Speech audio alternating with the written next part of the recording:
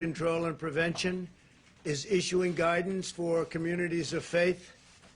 I want to thank Dr. Redfield and the CDC for their work on this matter and all the other work they've been doing over the past, what now seems like a long period of time. Today I'm identifying houses of worship, churches, synagogue, and mosques as essential places that provide essential services. Some governors have deemed liquor stores and abortion clinics as essential, but have left out churches and other houses of worship. It's not right. So I'm correcting this injustice and calling houses of worship essential. I call upon governors to allow our churches and places of worship to open right now. If there's any question, they're going to have to call me, but they're not going to be successful in that call. These are places that hold our society together and keep our people united. The people are demanding to go to church and synagogue, go to their mosque. Many millions of Americans embrace worship as an essential part of life. The ministers, pastors, rabbis, imams, and other faith leaders will make sure that their congregations are safe as they gather and pray. I know them well. They love their congregations. They love their people. They don't want anything bad to happen to them or to anybody else. The governors need to do the right thing and allow these very important, essential places of faith to open right now for this weekend. If they don't do it, I will override the governors. In America, we need more prayer, not less. Thank you very much. Thank you. Mr. President, what is your All right, everyone. It's a pleasure to join you today. That was a great announcement from President Trump. I'd like to introduce Dr. Birx right now. She has a wonderful presentation pursuant to Reopening America and some great data to share with you, so I'll let her kick this off. Thank you, Kaylee. If we can have the first slide, please. I wanted to start out with a summary of the number of Americans we have lost to date. But the exciting thing for all of us is the decreasing mortality over time. And I think it both is a real aspect of the amazing healthcare workers on the front line, the ability of people to share at the front line how best to care for the patients, and the continuous decrease in mortality over time. Next slide. The other thing that has decreased significantly over the last month is new hospitalizations. We can see now that there's over a 50% decline in new hospitalizations. Although every region of the country is different, we are encouraged to see these new hospitalizations declining. Next slide. I've talked before about the extensive surveillance that CDC has made available to this country.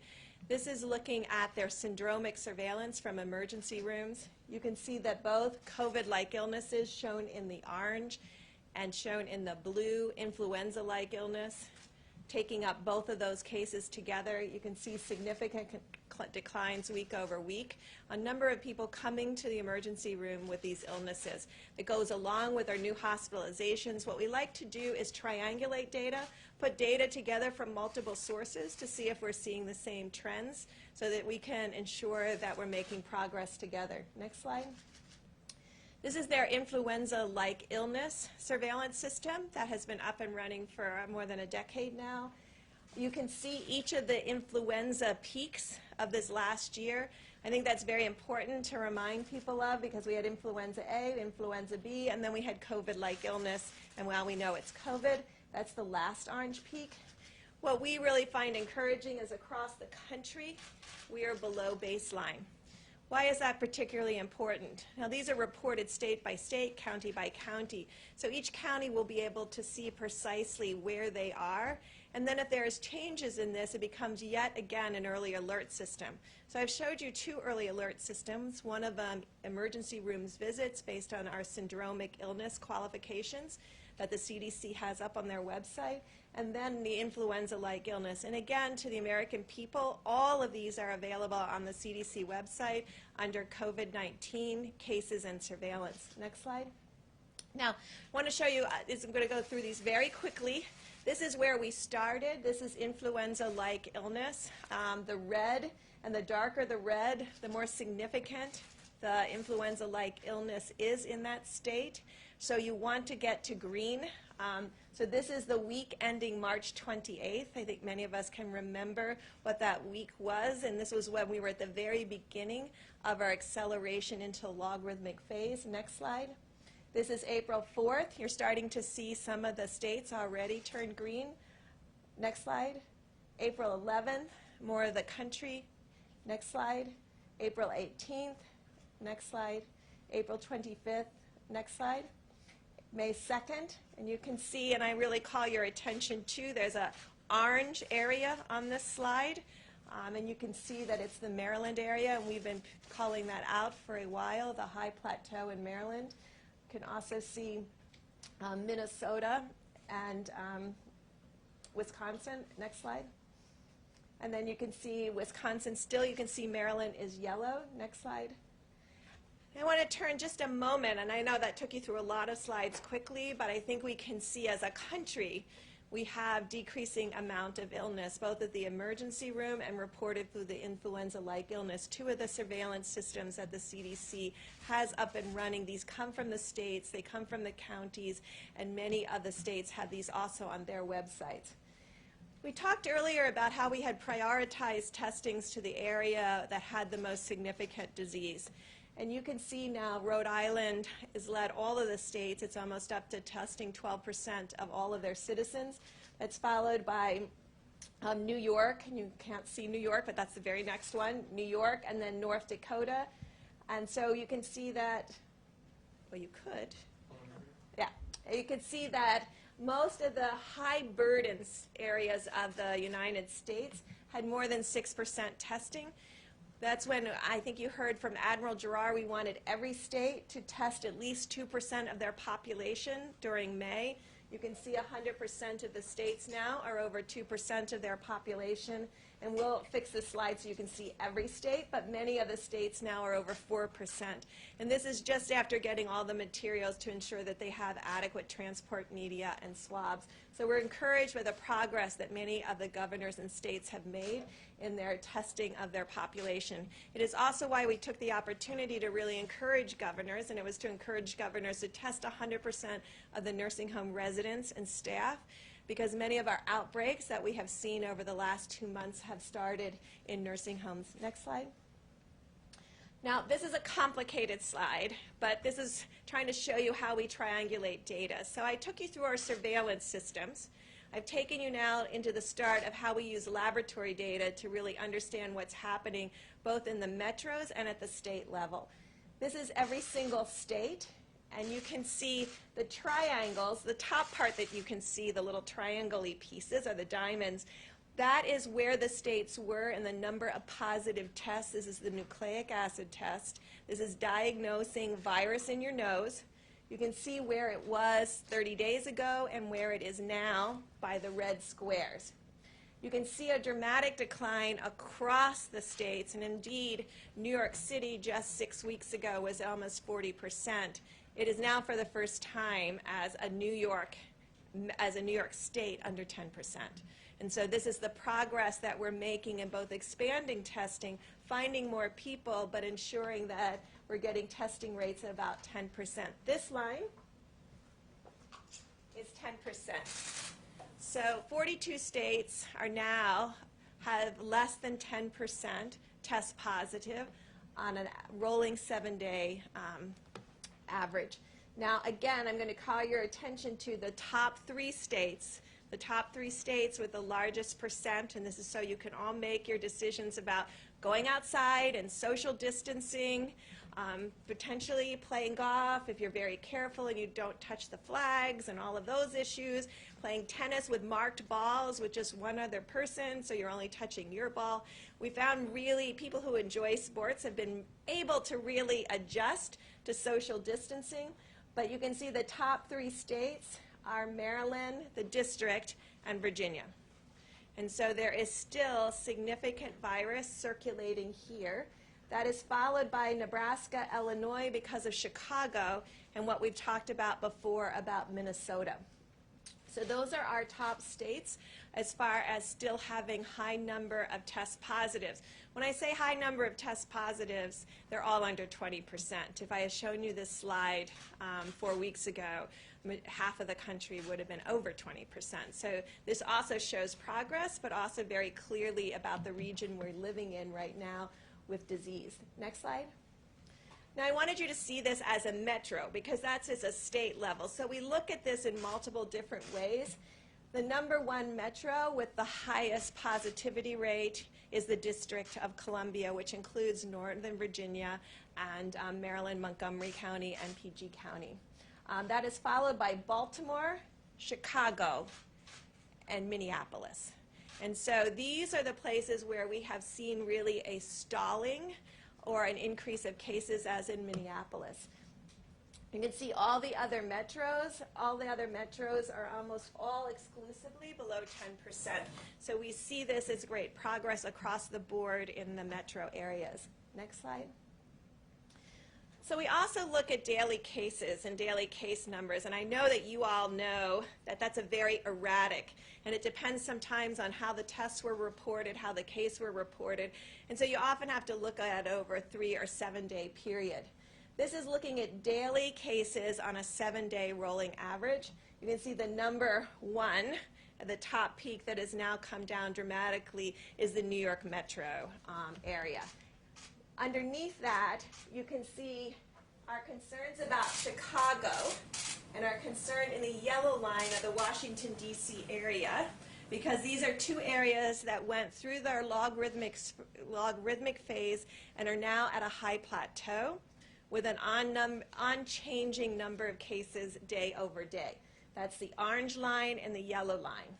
You can see that the daily case numbers per 100,000 are below the yellow line and the orange line of Washington, D.C. and Chicago.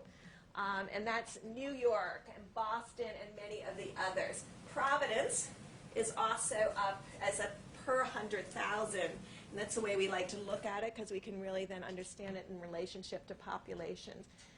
The other groups that have very low levels that once had a peak, this is Detroit, very low level now. This is Boston in the gray, which has come way down also.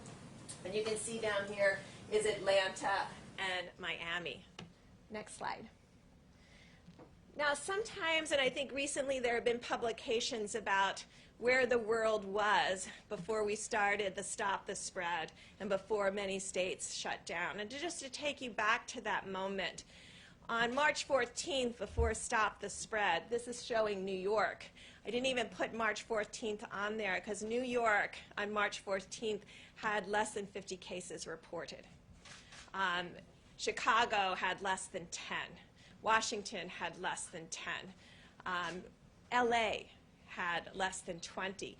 The large state at that time that had a significant number of cases was the Washington area, Washington state, which had 100 cases. On March 14th, we had about 500 cases distributed around the United States, not in any dramatic hotspot per se, but the majority of those cases and the hotspot at that moment was Washington state. This is how the New York metro area, which includes obviously northern New Jersey, northern parts of Pennsylvania, parts of Connecticut and Rhode Island, and the dramatic decline that they've had in the number of cases. And I know you know that also mortality has started to decrease in that northern New Jersey and New York area. Next slide. But I wanted you to see how we bring all this information together on a daily basis. The red line in this graphic are the emergency room visits. So those are the syndromic visits that I discussed with you at the beginning. The blue line is the test positive, and again, it's very erratic because of the reporting of when cases sometimes from the entire weekend are added on a Monday morning. And then you can see the actual case numbers in the black bars. And so that's how we bring everything together. And what we want to see is all of the items trending down.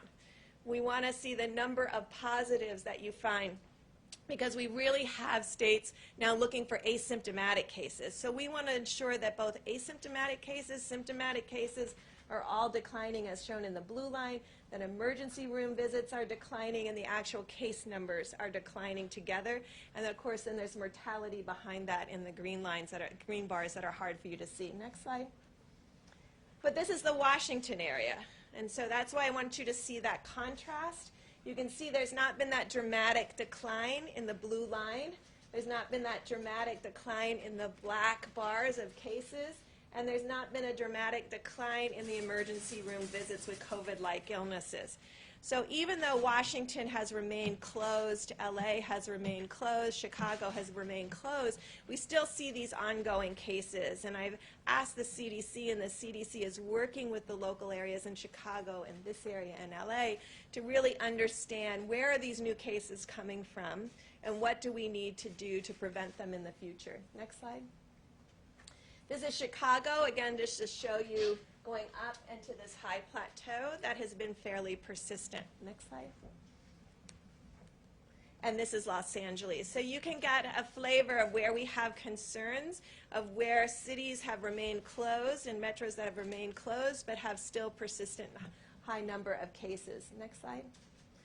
So then I wanted to talk to you about outbreaks, because throughout this all, there's been a large part of America that has been in many states that have been really finding their outbreaks, containing those outbreaks by testing everyone and doing contact tracing, and then stopping them and stopping those outbreaks in their tracks, what we have been talking about everybody being able to do across the United States. And so this illustrates the counties that had a 100% increase in new cases over the last 3 days. Now the reason I wanted to show this is because I see more and more graphics out there that talk about cases going up versus cases going down.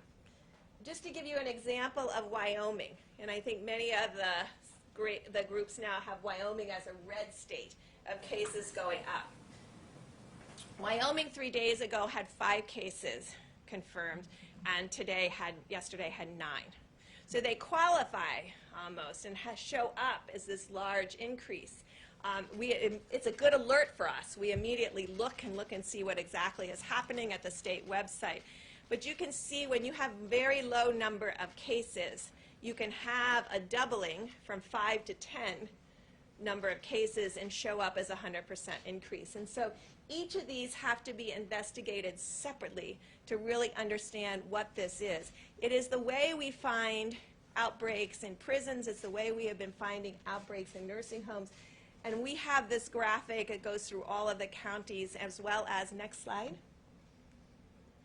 So this is one state's analysis. What they have shown, and they have been able to find each of their outbreaks, contain every one of their outbreaks, close those outbreaks and call them closed cases. In this case, the dark blue is community spread. The rest of it, 50% of their cases, have been coming from outbreaks that they've been able to contain. The largest group in this is meatpacking plants. And what they've been doing is going in and testing 100% of the individuals in the meatpacking plant and also finding 100% of the individuals that are associated with those individuals in the meatpacking plant. They've been able to go into group housing, social gatherings. So just as we discussed all of this, and when you go out for this weekend of Memorial Day and you want to do some kind of social gathering, it's very important to maintain that 6 feet distance and very important to have your mask with you in case that 6 feet different distance cannot be maintained. But it also talks about long-term care facilities. Now, interestingly enough, 50% of their total cases, since they've been tracking, came from these outbreaks. Almost 70+%, 76 of all their mortality, though, came from these outbreaks. And this is why we have been really pushing both in the original Opening Up America Again, in the testing blueprint, we talk about proactive surveillance, proactive monitoring and testing in areas that you know are particularly susceptible to outbreaks. Every state has this knowledge now and this type of analysis. And so when they have these kinds of analysis, what we're asking them to do is proactively go and test everyone in meatpacking plants, to proactively go and test 100% of the residents and workers, and then a follow-up of the workers in every single long-term care facilities. And this is to find the asymptomatic cases. I know CDC yesterday released that they thought 35%. We started with the understanding that we thought it was around 11 to 15% based on the experience with one of the princesses, but now we know it's at least 35. It may be greater than that because it may be so age dependent that there may be a lot of people under 30 that have the virus and are shedding the virus and aren't aware that they have the virus. And so proactive monitoring, proactive testing will become absolutely critical to find these asymptomatic cases. Next slide. So this is my last slide, and this is just to show you what an outbreak looks like. So if you look at this axis, it's normalized through 100,000 population. But you can see this is what we want to see. We want to see very low case number. We want to see that they've identified an outbreak. They've tested 100%.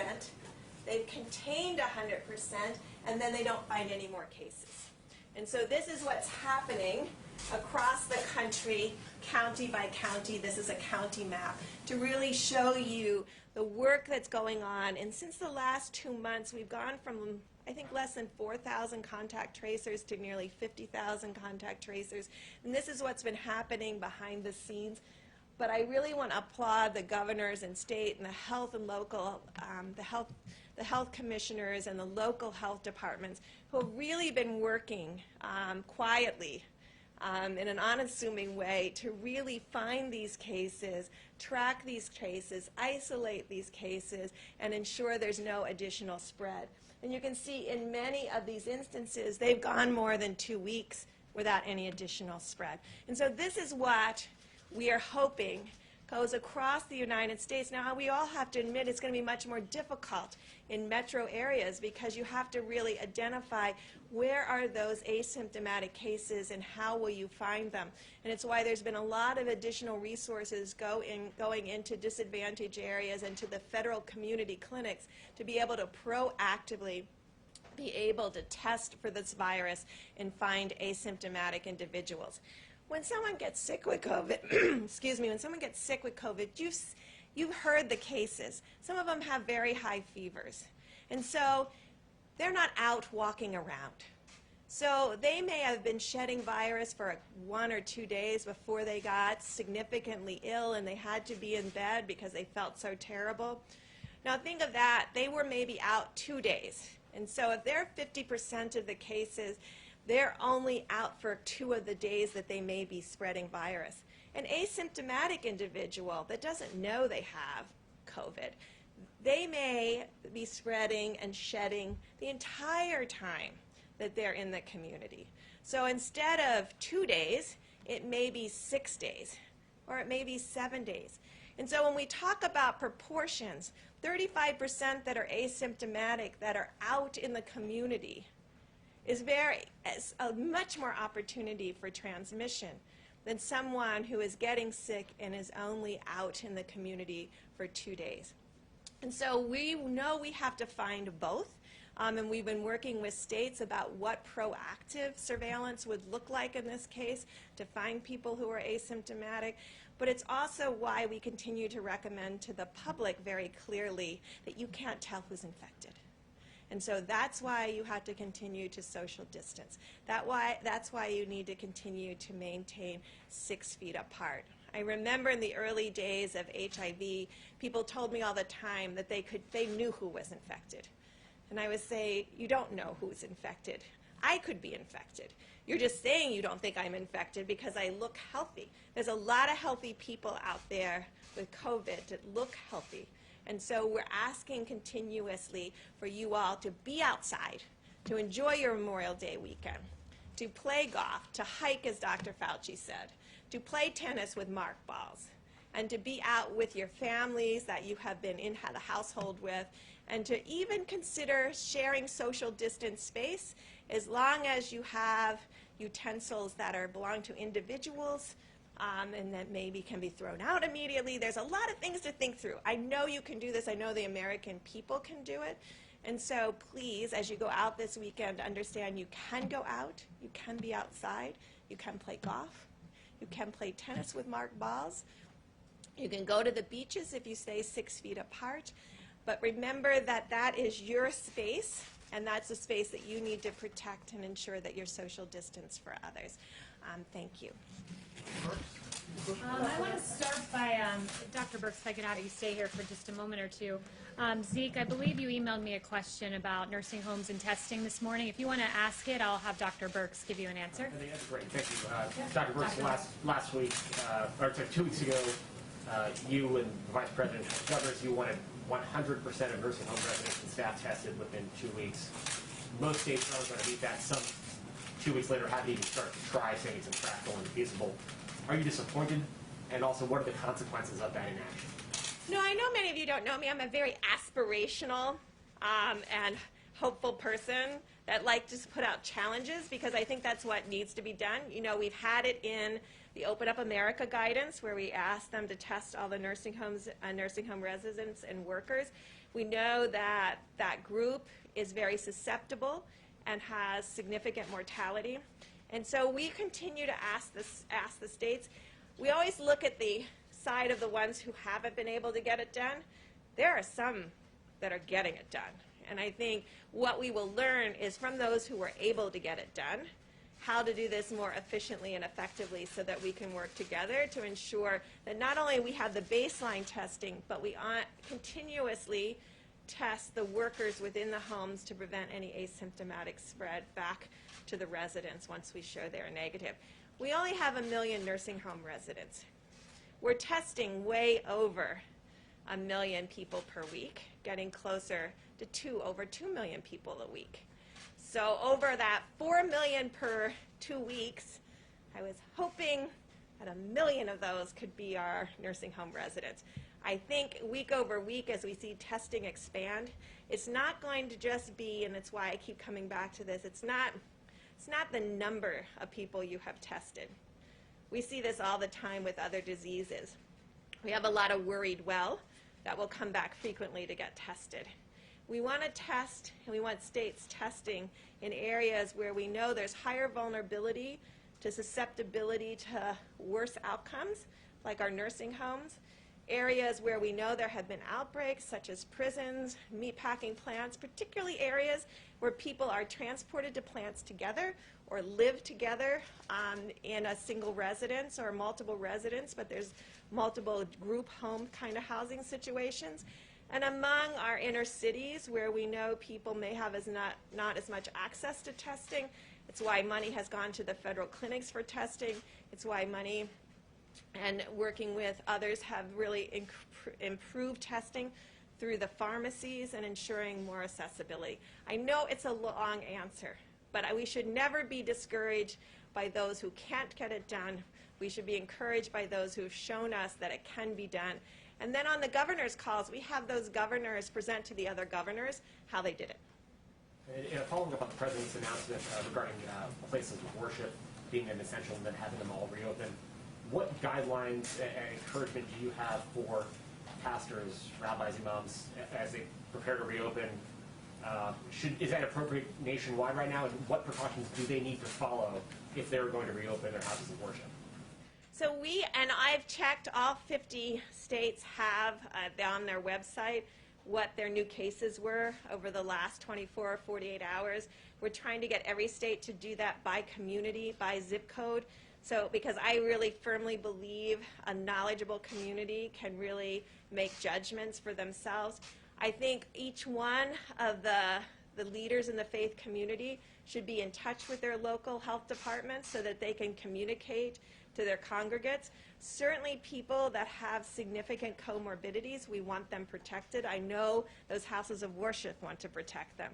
And so really ensuring that maybe they can't go this week if there's high number of COVID cases. Maybe they wait another week. But there is a way to social distance like you are here in places of worship. And I think what we're trying to say with the CDC guidance is there's a way for us to work together to have social distancing and safety for people so that we decrease the amount of exposure that anyone would have to an asymptomatic. And I say it that way because I know all of you and all of Americans, if they didn't feel well, they wouldn't go to church that day. Let's take one more for Dr. Brooks. John? Yeah, Dr. Brooks, can you comment on the latest study on hydroxychloroquine? There's this Lancet study that suggests, again, that the drug could cause heart problems and even increased mortality. The president's obviously said that he's been taking it. What's your recommendation? What's your recommendation on using that drug as a prophylactic? Well, first, I think the FDA has been very clear on their website about their concerns about hydroxychloroquine, particularly when it's combined with immaculide. And I think you see that in the study. And I think the study, although it is open label, and it is, I tell you what I take home from the Lancet study, and I hope everyone here does in addition to what you just commented on, it clearly shows the comorbidity that puts individuals at more risk. And I think it's one of our clearest study because there were so many tens of thousands of individuals involved that the doctors clearly annotated who had heart disease and who had obesity. And you can see dramatically the increased risk for that. There are still controlled trials going on, both for prophylaxis and pre-exposure prophylaxis, as well as controlled trials looking at, in a hospital setting, how these drugs do. And I think those are still pending. But I hope everyone looks at those comorbidities. And for all of our millennials out there, they get data like this. Look at that. Go through and see if your parents or your grandparents have any of those things and make sure you're helping protect them. I'm really worried about people in my generation because we're very social at times. And we have a habit of forgetting social distancing or forgetting that glasses, and when you're eating, you can't eat in a mask. So even if you're far enough apart, you have to watch every utensil, everything you touch. I really am asking our great generation of millennials to get some YouTube videos about how to do picnics outside with your friends and still protect everyone and still ensure that there's no co-contamination of food and utensils. I think there's a way to do it, but I want it explained in a YouTube video. Thank you very much, Dr. Brooks. I know you need to get back to work, so thank you very much. You can do a follow-up with me. And wait, actually... Okay, Dr. Brooks, is it possible to do a quick follow-up? Okay, you can go ahead. But before I start my portion of the briefing, there were just a few things I wanted to note for you all. Pursuant to some of those very encouraging graphs we saw where the states moved from red and orange to green, and we saw the United States increasingly become green. It's encouraging to see that America's reopening alongside that with Homebase, data from Homebase noting that 2/3 of America's small businesses are opening. An Open Table study said Americans are now starting to dine out again. Another Homebase study, 67% of local food and drink businesses are open. Apple is saying Americans are driving and walking at near normal levels. And Google mobility data reflects the same. So it's encouraging to see America start to reopen and the great work President Trump has done for the faith community going into this weekend. We have a First Amendment. It's very important that we protect that. And these churches, these synagogues, these mosques, they are essential, and President Trump underscored that.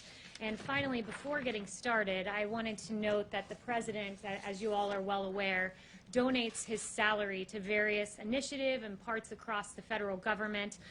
In this quarter, he will be donating his salary to HHS, Health and Human Services, to develop new therapies for treating and preventing COVID-19 so that we can safely reopen. Here is the check, amounted to $100,000 that will go directly from President Trump and his paycheck that he does not take, but rather donates it to various noble initiatives, including in honor of COVID this time, and those who have passed and the studies underway. He'll be donating it to HHS. And with that, I will take questions from you all. Haley? Yes. A couple of questions to follow up on the President's announcement. First, just to clarify, he came out and said, I'm calling upon governors to allow churches and places of worship to open up right now. Dr. Birx just said in areas where they have high cases of COVID-19, maybe they should think about waiting a week. So which is it, and why the mixed messaging? That's up to the governors. As it's said in our guidance, we note that while many types of gatherings are important for civic and economic well-being, religious worship has particularly profound significance to communities and individuals, including as a right protected by the First Amendment. The President wants to see these communities open. Dr. Birx was integral to making these guidelines, and they lay out a pretty clear path for faith communities to reopen. The President said he's going to override the governors. Under what authority would he do that? And to your point, he said several weeks ago, this is all up to the governors. Well, I think you're posing a hypothetical, and I think we can all hope that we see governors. He would override the governors. You're posing a hypothetical, though. You're assuming that governors are going to keep churches shut down and keep mosques shut down and keep synagogues shut down. That is a hypothetical question, and we will leave it to these faith communities to reopen. And said if governors don't We'll listen leave to it to him, faith he's gonna communities to override their reopen. And authority. Kristen, I think we can all hope that this Sunday people are allowed to pray to their gods across this country. That's a good thing. And I'd also note there's detailed guidance in here about the way that you can clean your facilities, promote social distancing. So this is something that we should all look at and be thankful that we are encouraging these faith communities to reopen and do so in a safe way. And we'll leave it to parishes to open in a safe fashion. What Yes. authority is the President referencing? Does the White House now support these churches that are defying governor's orders and opening up? The President's been very clear. He wants churches to reopen. He wants them to do it safely. He wants them to do it in accordance with our guidance. It's laid out very detailed. It's posted now, so you can all take a look through it. And he wants to see all of those churches open in a safe fashion. The governor does not allow that. Does the White House support churches defying these executive orders? The President's been very clear. He wants to see churches reopen in accordance with his guidelines. The answer is yes. I just gave you an answer. The President would like churches to reopen and do it in What accordance with the specific guidelines. provision of federal law allows the president to override a The governor's President will decision? strongly encourage every governor to allow their churches to reopen. And boy, it's interesting to be in a room that desperately wants to seem to see these churches and houses of worship stay The closed. president said Yes, that he yes. has a Haley, I object to that. I mean, I go to church. I'm dying to go back to church. The question that we're asking you and would like to have asked the President and Dr. Birx is it safe? And if it's not safe, is the President trying to encourage that, or does the President agree with Dr. Birx that people should wait? Jeff, it is safe to reopen your churches if you do so in accordance with the guidelines, which are laid out very stringent detail here about promoting hygiene practices, and there are 5 bullet points, and cloth face coverings. If social distancing is not possible, it's recommended. Intensifying cleanings, promoting social distance, we lay them out meticulously. So I am thankful that we have a president that celebrates the First Amendment. The same amendment that gives you all the ability to ask me questions is there to have the freedom of worship, so imams and pastors can go to their churches, can go to their places of worship, and can celebrate what is a First Amendment right in this country, which is to pray to your God and to practice your faith. And we So now- celebrate that too. I just want to follow up by saying we celebrate that too. And so we Certainly should the be First thankful that Amendment there are part. guidelines But to we're allow not- us to but we're not re-engage in asking- that behavior. We're not asking you if the President or people are allowing Americans to pray. That's not the To question. gather that in people their are places asking. of worship, to attend church services, to pray together. And the President has laid out a clear path. The CDC has laid out a clear path for this to take place, for our First Amendment to be exercised in a way that is safe and robust. And that is something that is a good thing, and I'm thankful that we have a president who celebrates the First Amendment and helps it to be celebrated in its fullest and most robust way possible. Chanel. Thank you, Haley. I'd like to switch gears asking about President Obama. We had does the president, we had an interesting article from Joel Pollak this morning, and I would like to ask you if the president has considered pardoning President Obama for illegally wiretapping on Trump Towers, illegally spying on U.S. citizens, and other potential crimes out there. Has he considered that? So I have not spoken to the president about that, but who I did speak to about President Obama and then asking Michael Flynn were the men and women in this room. I haven't spoken to him on that specific point, have spoken to him about the matter generally, and I laid out a series of questions that any good journalist would want to answer about why people were unmasked and all sorts of questions. And I just wanted to follow up with you guys on that. Did anyone take it upon themselves to pose any questions about Michael Flynn and unmasking the President Obama spokesperson? Oh, not a single journalist has posed that question. But Okay. Michael Flynn's name wasn't So masked. I would like Kaylee- to lay out a series of questions, and perhaps if I write them out in a slide format, maybe we're visual learners, and you guys will follow up with journalistic curiosity. So number one, why did the Obama administration use opposition research funded by a political organization and filled with foreign dirt to surveil members of the Trump campaign? Number two, why was Lieutenant General Michael Flynn unmasked?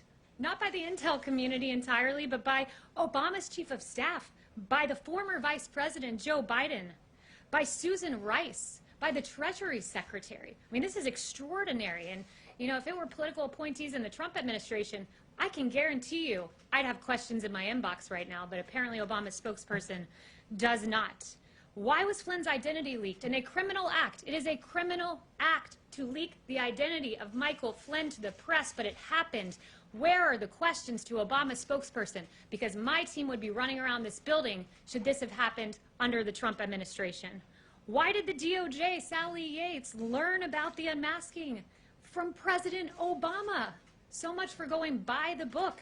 As Susan Rice said 3 times, thou doth protest too much, Susan Rice. And then finally, question number 5. Why did James Clapper, John Brennan, Samantha Power, and Susan Rice privately admit under oath they had no evidence of collusion while saying the opposite publicly? It's a long weekend. You guys have 3 days to follow up on those questions, and I certainly hope the next time I ask, some hands go up, because Obama's spokesperson should be asked those questions, because President Trump's spokespeople certainly would be.